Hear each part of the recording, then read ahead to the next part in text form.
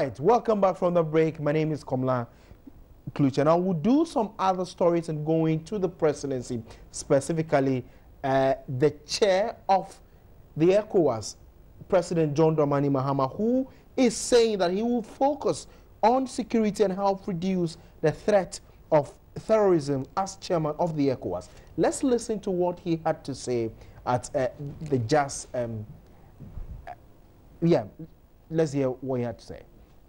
Representatives of heads of states, representative of all multilateral institutions, honorable ministers, distinguished guests, ladies and gentlemen, I am truly honored, deeply humbled, and filled with a great sense of responsibility by your decision to elect me as the new chair of the Economic Community of West African States. On behalf of the government and people of Ghana, I accept this important responsibility to serve the people of our ECOWAS region. I wish to thank you, Excellencies, Presidents, and Heads of States, as well as representatives of Presidents and Heads of State, for the confidence that you have expressed in my abilities by electing me, one of your younger counterparts, to assume the mantle of ECOWAS leadership in the service of all our people. I wish to offer my sincerest and heartfelt gratitude to my elder brother and our host today, President Alassane Ouattara, for the excellent leadership he has provided, invaluable guidance to both myself and my brother, President of Niger, who were given the task of coordinating this effort. Indeed, President Ouattara has dealt with a lot of the complex issues that affected our sub-region and thereby made... All right, that's President John Mahama there for you, but we'll be going back to the specific soundbite where he pledged his commitment to ensuring that there's lasting peace in the sub-region, specifically touching on the issue of militancy and terrorism. Now, joining me in the studios to look at this matter critically here is an international news analyst, Ibrahim.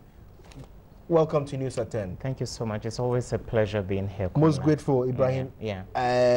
Ibrahim. Now, can the president achieve this, and how would he get to the point? He's not the first person who has stated this. The others have said much more than he did. Can he get there? I think with the needed commitment and the needed retooling, given the ECOWAS and as well as all the agencies under it, I'm sure the president is capable of achieving that feat.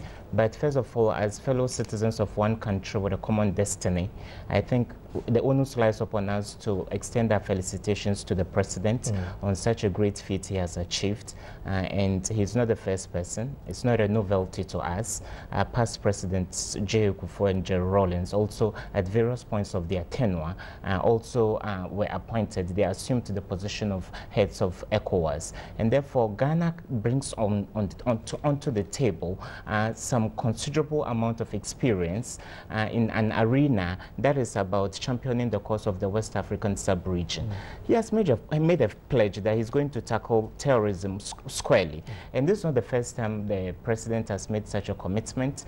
You remember so well that unfortunately we lost a prof some time back last year. And around October 2013, he was addressing some Ghanaians in the diaspora, specifically in Atlanta, Georgia, where he said the phenomenon of terrorism is a global one, and therefore there should be a global partnership in fighting terrorism. And therefore I think that is the thorniest issue he has to overcome in such a very short period of time, because the chairmanship position is rotational. But there are other important issues that are bubbling under the surface. For example, the much talked about and ferociously debated economic planning and partnership agreement between Ghana and the European Union. The talks fizzled out over the weekend, not because Ghana resisted it.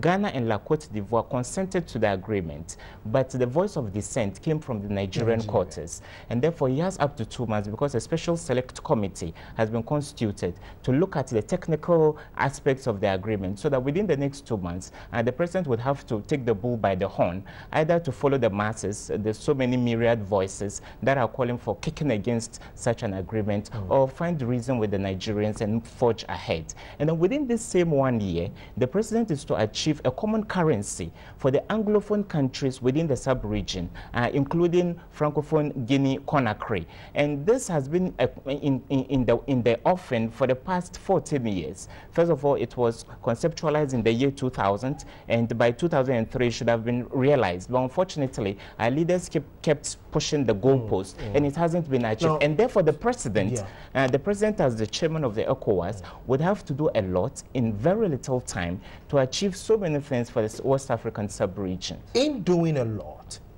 Boko Haram, for instance, continues to be a major headache for the Nigerian government.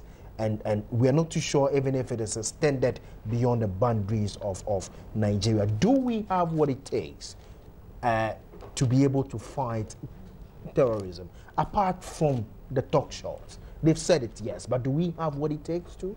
I think one dimension the president will bring to the fore will be that he would want all hands to be on deck. That is why you can judge from his utterances. When you say all hands being on deck, I think it's one thing that consistently he says almost every other time. But in fighting terrorism, if you're talking about all hands being on deck, what kind of hands, what kind of expertise hands are we looking at? I mean, is it just the fact that, okay, I have said that we want to fight it, we should also say that we want to fight it, and that's it? Exactly. You see, when you look at the tapestry of the transnational militancy within the sub-region, there are two genres. We have the Sahelian transnational militancy that cuts across borders. We have the group of AQIM, we have the group of Mokhtar Belmokhtar, we have the Azawad rebels and all that. They are able to attack jurisdictions outside their areas of operation. But for the past 5 years, Boko Haram has largely remained a domestic security threat for Nigeria.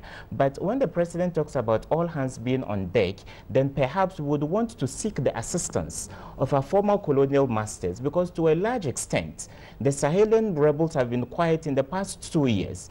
The latest records have shown that they've not been able to carry out any formidable attack because the French forces are in there. So I think there is a depth or scarcity of expertise in tackling such an insurgency by the Nigerian security forces. That is why I think, and I use this word advisedly, I think that President Mahama may push for a sub-regional force that would help Nigeria fight the canker of Boko Haram. And that will come with repercussions, because if we deploy our forces in there, certainly we are going to expect a backlash from there. So I think there will be a more robust attitude and approach towards the tackling of the Boko Haram menace, because this president has shown that he has the commitment to help the largest economy in the sub-region that is ailing as a result of the acts of these insurgents, to tackle and clamp down upon them. Now, good luck. Jonathan has said a lot about fighting them.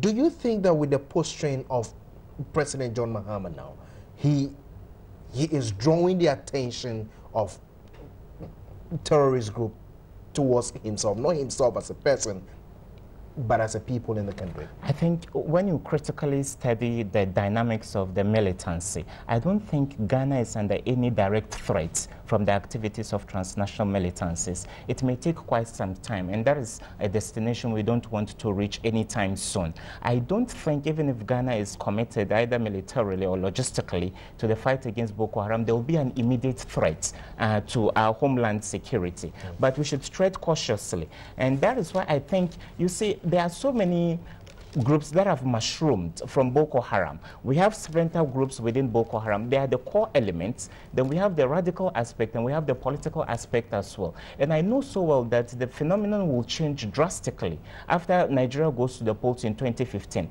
because there's a treasure trove of evidence that some disenchanted northern politicians are supporting these people. And you can see that in the past few months, they've escalated their attacks. Some 2 weeks ago, they carried out one of their boldest attacks against a sprawling military base in the capital of the Borno state, Maiduguri. And they actually attacked these people in their backyards. And therefore, I think the northern politicians want to send a message to Goodluck Jonathan that Umar Yar'Adua, who died in 2009 and was from the north, was not treated fairly because he hadn't completed his tenure. And therefore, they expected the northerner of their stock to be allowed to complete his tenure before the PDP would take someone from the south. So the political underpinnings are quite apparent for everybody to see. And that is why I think we will have a different discussion after the 2015 elections, because Boko Haram will either get strengthened further, or it will be weakened as a result of being deserted by the northern politicians, who could either depose Goodluck Jonathan, or the man may maintain his position as president. You would recall that when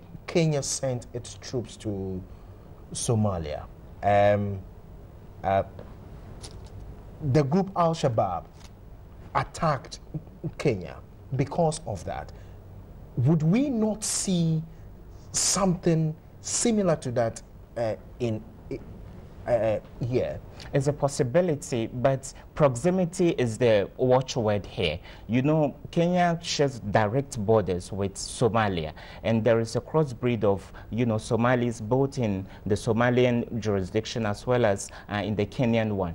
Mombasa has a large population of Somalis because the country has been plagued by violence since the toppling of Siad Barre in 1991. So there has been an influx of Somalis into Kenya. So all these people have had to do is to trigger the buttons, because already there are disenchanted youth over there. So they've only sized them to carry out those attacks, like the attacks in the Westgate Mall. And only yesterday there was another attack in the city of Mombasa. I don't think that, considering the formidability of our frontiers and the fact that Ghana is seen as a bastion of peace in the West African sub-region, there is any direct threat that will come from the quarters of Boko Haram. If there will be any, then it will take some years. So I think that within a space of 3 years, one of two things could happen. It is either the sub-regional forces we have will be able to decimate Boko Haram entirely, so that the phenomenon will not be there completely, or they will grow ever stronger and recruit people from neighboring countries. For example, there are some intelligence reports that there are a few Ghanaians that are fighting in the ranks of Boko Haram, but the number is not formidable enough to cause a major attack in the Ghanaian jurisdiction. Now, so I don't expect any attack going here forward, now. What should be the position of the sub-region in fighting it, looking at the techniques they have to use? What should be the position? I think our president has a background in communications, but when you carefully scrutinize his utterances, he is pushing for a comprehensive strategy in tackling the issue of militancy in the West African sub-region. And I'm sure he's going to do that in concert. When you talk about comprehensive strategy, what do we mean? The ordinary Ghanaian on the street do not understand it. We want to understand, if you're talking about a comprehensive strategy, what should be that kind of approach? I think the Nigerian security forces have largely failed in keeping Boko Haram at bay because they have accentuated the use of brute force. Let's use the power of the gun. Let's use the barrel of the gun to tackle these people. And in conflict resolution, there are times you have to tamp down on the use of hard power. You should, you know, have a tinge of soft power as well. We call it the battle for hearts and minds. You expect them to sit down with them and talk? Exactly, because in such groups always there are people who want to see reason with the governments they are fighting. That is what I think President Mahama will bring to the table. I'm sure he will suggest to the Nigerians that we can't always be pursuing the military option, when in fact in the past 5 years we've not been able to decimate these militants, and therefore we should adopt other techniques, which techniques could include dialogue with those of them who would want to sit around the negotiation table, as well as trying to come with a counterbalance so that they will not use the youth over there as cannon fodder to continue to stoke the violence, and it risks spiraling into other jurisdictions within the West African sub-region. Nigeria fights Boko Haram. They've not been able to succeed. They try talking to them, they won't budge. Should